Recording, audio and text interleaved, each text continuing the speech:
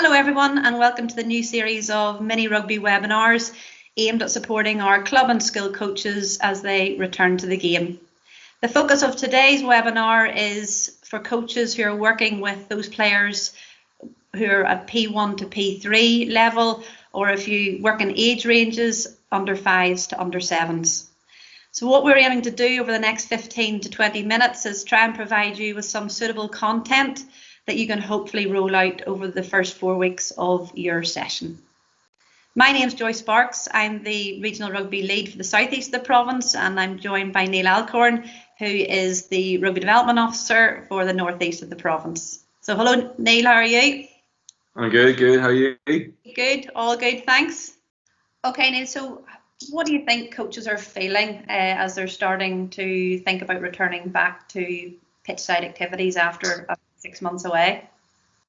I think there's going to be a bit of nerves. I know from my own experience being out in a few sessions lately that my first session back, I feel like I'm lost a wee bit. So like, once you start again, you're 100%. There'll be definitely a bit of nerves. That's a good thing. Loads of excitement. Players and coaches that I spoke to are all chomping to get back. So yeah, a bit of nerves, loads of excitement, and just keen to get everyone back out again. Brilliant. And I guess that's been key in terms of our work for the last number of weeks and trying to pull together as much support for those coaches as we appreciate the times, maybe a wee bit stranger getting back on the pitch. Okay, Neill, what I'm going to do is I'm just going to pull up a slide here, and if you don't mind talking us through. Okay, can you see that okay, Neill? Yeah. So before we actually delve into the content part, can you just maybe perhaps just talk us through what do you believe are the key themes that coaches should focus on in terms of developing players at this level?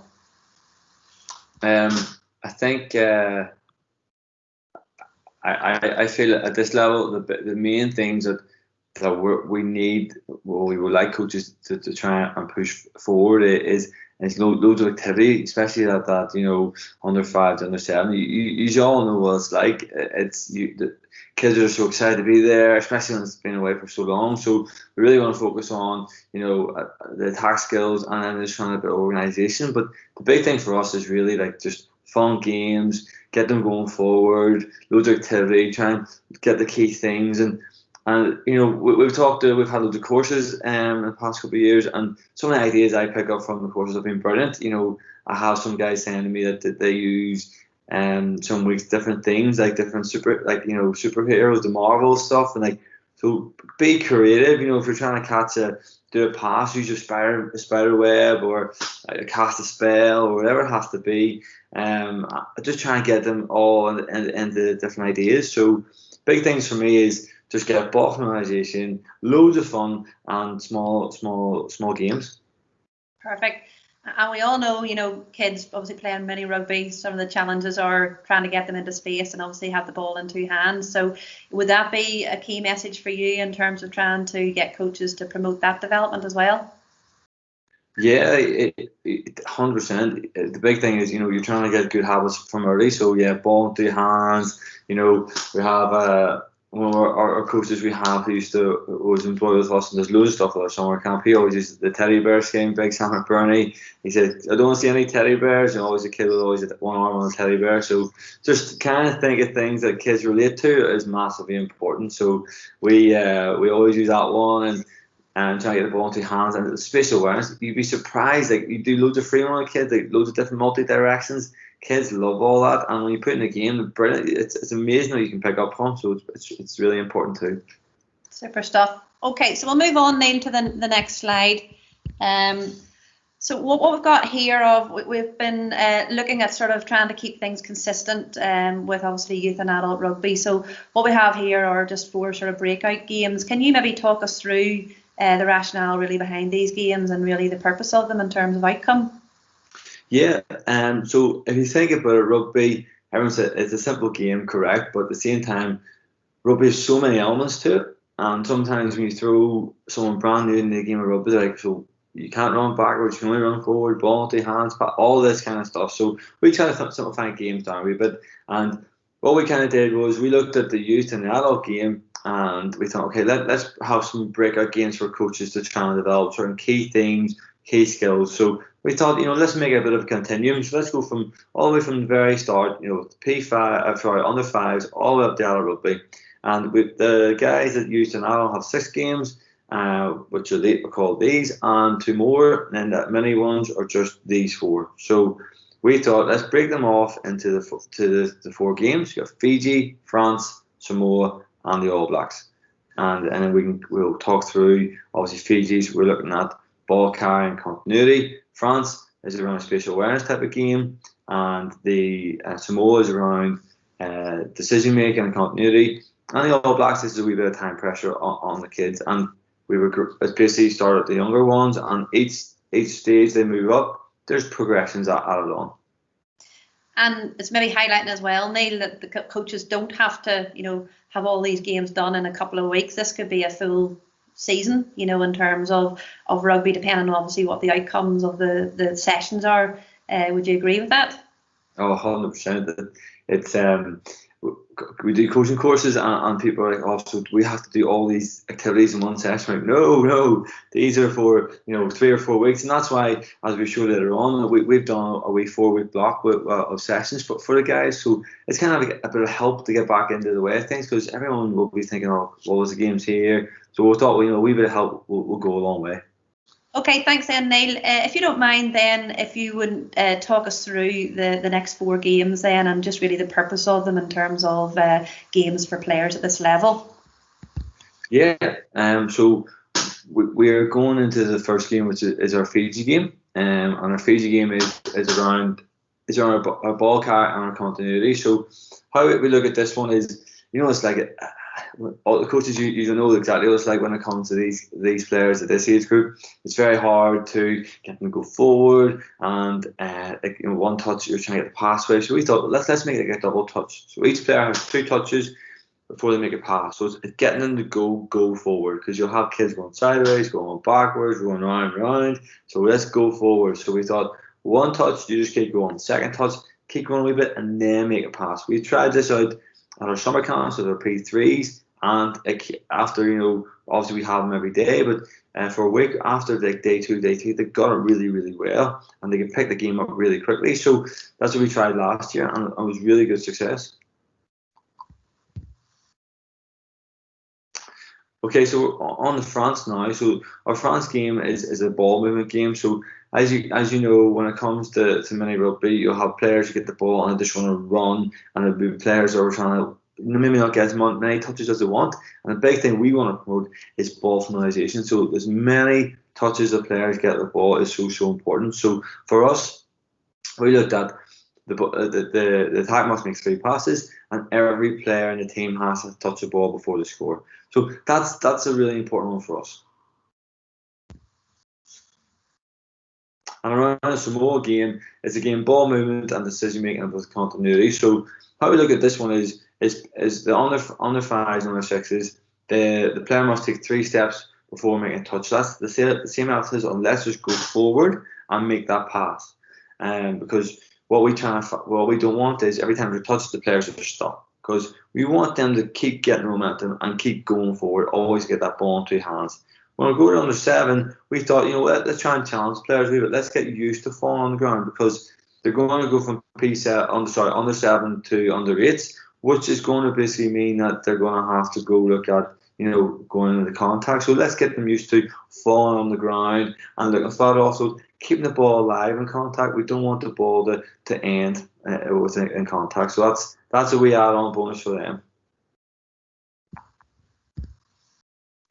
And with the All Blacks one, we look at ball carry, ball movement, and decision making. So in the attack, we put a limit on maybe amount of time. So we put 2 minutes here. As coaches, you can bring it down to 30 seconds, 20 seconds, a minute, for the other team to have a ball. So what we're looking at is, instead of there's always a quick change, you're giving one team a number of minutes or a certain time frame to get used to going forward, because it's like with many rugby, especially at this age group. Ball gets turned over all the time. Let's go, okay, you guys want to defend for 30 seconds to a minute. You guys want to attack for 30 seconds to a minute.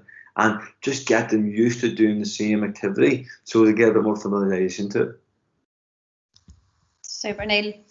Okay, so now we move on then. Can you just maybe explain then, obviously, this Ulster game? So before you've explained the breakout games, the 4 breakdown games, what's the difference then between the Ulster game and the previous breakout games we've just been through? Yeah, so the Ulster game is just a game of rugby.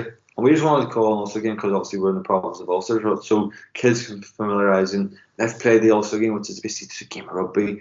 But the big thing we want to say too, maybe in that session, the coaches have practice on maybe an offload or 2 passes away from breakdown. And they can put that into the game. So they can be like, okay, in this Ulster game, every time there's a touch made, you have to get 2 passes away before you score. Or every player has to touch a ball. So you can add elements and you can add adaptations to the game for kids, for all the boys and girls to kind of adjust to. So you can play a normal game of touch, or you can add different elements to the game.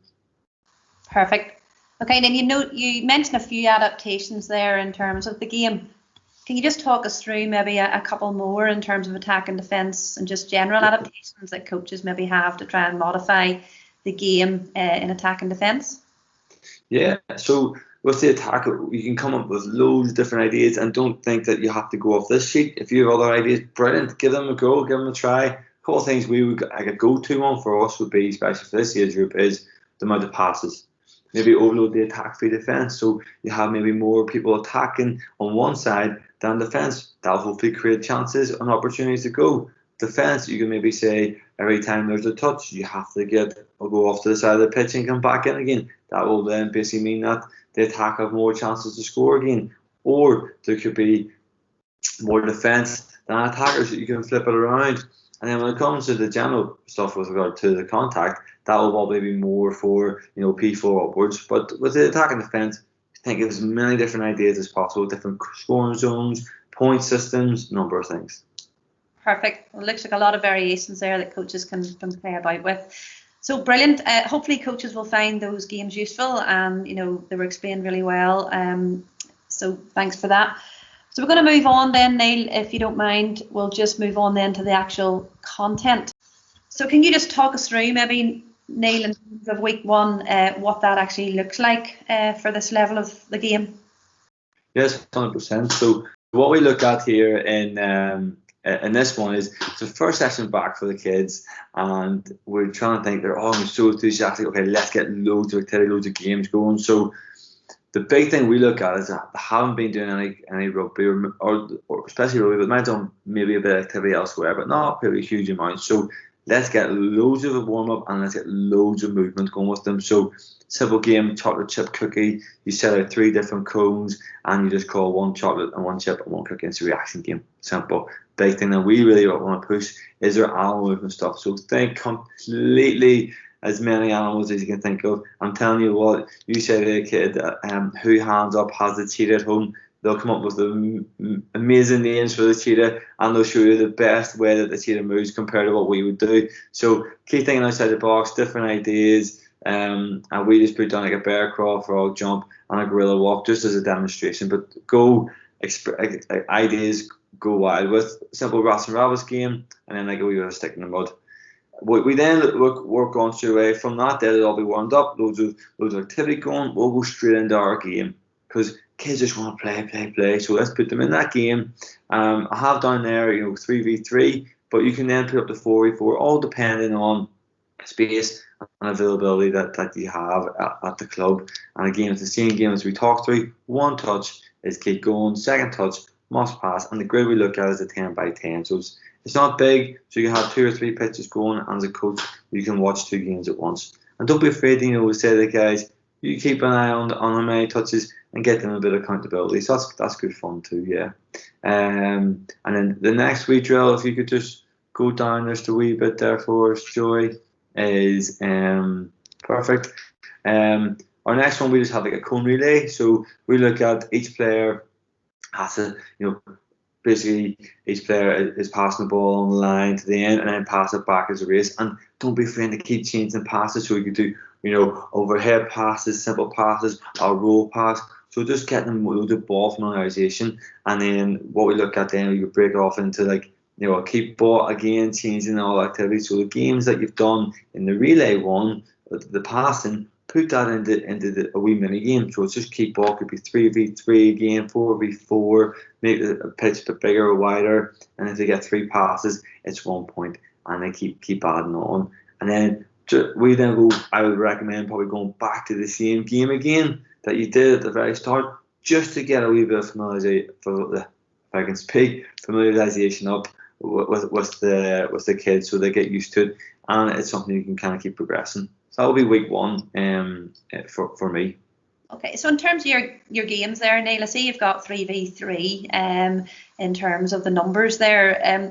What's your thoughts on numbers for small-sided games, and why would you recommend that coaches use as low a numbers as possible in those? The reason we would go for a 3-on-3 or 4v4, but is because we want as players get as much opportunity to catch and pass, get ball optimization, and just enjoy the game. We tried this out for the past 2 years in our small side games at our summer camps, and what's brilliant is that you'll have kids at the end of the day saying to their parents, "Mom, Dad, I scored 10 tries today." And you're like, it's brilliant. It's just something like they get buzz from as well, and it gives you more of a chance as a coach to see some kids that have progressed massively on the small side games. More touches, more ball formation, and more enjoyment from kids, because more kids they're tuned into the game instead of having 5-on-5 8v8. And you'll have kids that will be more times, especially this age group, watching airplanes go by or nudging or messing about. So trying to keep them focused is really important. So that's why we look for a 3-on-3. Super. And I think every coach can probably relate to the kids standing in the wing not getting a touch of the ball, or just one person having the ball. So it's great then that there's nowhere to hide really with 3v3, and promote that problem solving and just obviously ball familiarisation skills. That's great. Okay, Neill, will I wrap it up, or are you going on to another one, or what are we going to? That's 21 minutes. I would just say, at this point, I would just be like, okay, that's brilliant. And then you can maybe, if you want to, scroll down and say there's 4 other sessions here that we posted up on the website, along with the game chart. Any questions, please contact Neill Alcorn, who will be on his email address will be on the link below. I would just leave it at that. Okay, Neill, that's fantastic. A wealth of information there. I think you'll agree on some games as the kids return to play. On down, there's another 3 sessions. We won't go through them. What we're going to do is put them up on the website, so the content will be available, and if we have any video footage, we'll also put it up there. If there are any questions from anybody, if they don't understand the games or just anything on what we've discussed today, please feel free to give Neill or myself a call, and we'll try and help you out there. Okay, thanks very much for tuning in, and hopefully you enjoyed the webinar. Thank you. Thank you. Cheers.